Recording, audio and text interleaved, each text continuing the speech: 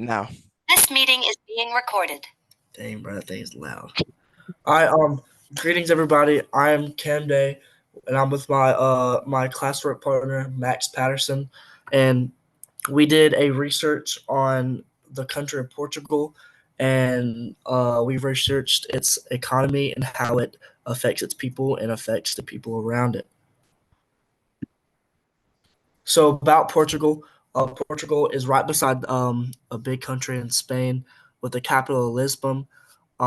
It is right off the coast of the Atlantic Ocean. And it's a Spanish country, but they speak Portugal, and it has a population of about 10.3 million people. And it's one of the oldest countries in Europe, as it was founded and created in the tenth century, which was forever ago. And it is full of many minerals and many and with a lot of copper, a lot of tin, a lot of lithium and tungsten, and they produce a lot of marble, limestone, and granite. And these are used to build a better economy and strengthens their economy so they can make a lot of money. Portugal before the 20th century, um, it has a very, very vast history of conquistadors and conquest. It has a history of natural disasters destroying its economy and then building it back up, stronger and stronger every time. There was an earthquake that destroyed the capital and killed thousands in 1755, which is very detrimental to the overall economy. More than 2 million citizens have fled Portugal from the 1800s and 1900s due to the declining state and bad state overall of the economy. Portugal was first formed in the 10th century and consists of many diverse groups of people and is known to be one of the many melting pots of the world. Next. The GDP growth. As you can see from the table, it has been pretty stable other than the drop off in 2020 when the economy around the world crashed because of the global pandemic and COVID-19. And the real GDP per capita has stayed pretty neutral and hasn't changed much. It is slightly growing up between 2018 and 2020 to where it jumped around $1,000. Um, and the GDP to debt ratio was very high in 2020 with that at 135%, but it has dropped down to 112.4%, which is dramatically lower than it was in 2020.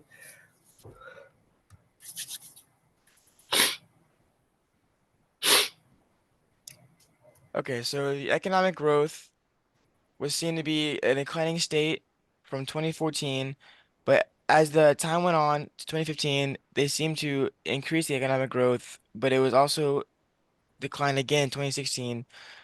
2017 was seemed to be the best year for the overall economic growth of the country, and it seemed to bring in a lot of new natural resources and a lot of new allies and with different countries. 2018 saw growth, but didn't see as much growth as 2017.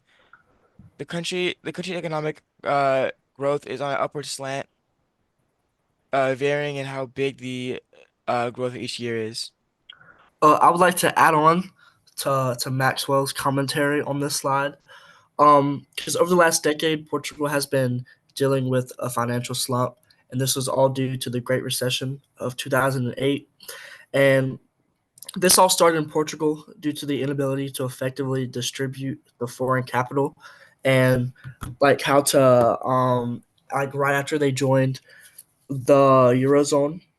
So in the 1950s, Portugal was one of the fastest growing countries, and then this Great Recession in 2008 brought all that success and brought it straight down because they tried to move too fast within the economy.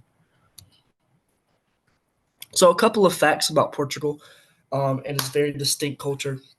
Uh, as a household income of about $36,000 a year, which is very low compared to Americans, to where the average is anywhere from 50 to 55,000. So Portugal is less rich than the United States, and 16%, around 16% of the people are below the poverty line. Um, and 63% of the men over 15 are considered are like part of the workforce and are in have jobs and are able to have some type of income. And then roughly 50% of the women who are over 15 are considered part of the workforce, and can help contribute to the economy. And Portugal has a human developed index of 0.866, and this is the highest that has ever been in its economy because in 1980, Portugal suffered the worst human developed index, and it was a 0.643, which is the lowest, and it is currently at the highest that has ever been. And also, another fun fact: Portugal is 56th on the happiness index, where the top is like with Sweden, Norway, Denmark, those type of countries. So Portugal is like in the middle of the pack of the happiest countries in the world. So So as Cameron said on the slide about economic growth, there was a Great Recession in 2008 that also affected Portugal and also the entire world. It's overall. The unemployment rate jumped massively from 2008 all the way up to 2018, seeing a high of 8.8% male employment rate, 4.0% in female unemployment rate, and 20.28% in youth unemployment rate.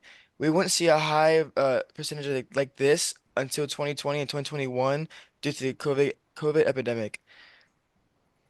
The unemployment rate seemed to be going on a steady downward slope until the COVID epidemic, which it kind of bottomed out and stayed the same for a little bit, went back up, and now as time goes on and we further ourselves from that pandemic, we can see the unemployment rate coming to a lower percentage every day.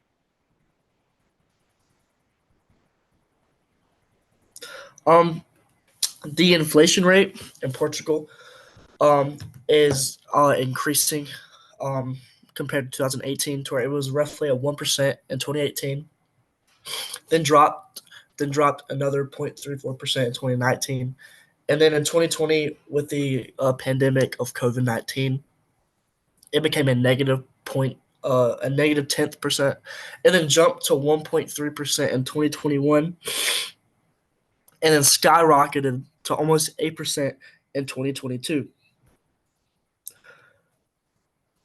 I would like to add on to the inflation rate for 2022. The reason that this inflation rate has jumped so highly is due to the war in Ukraine.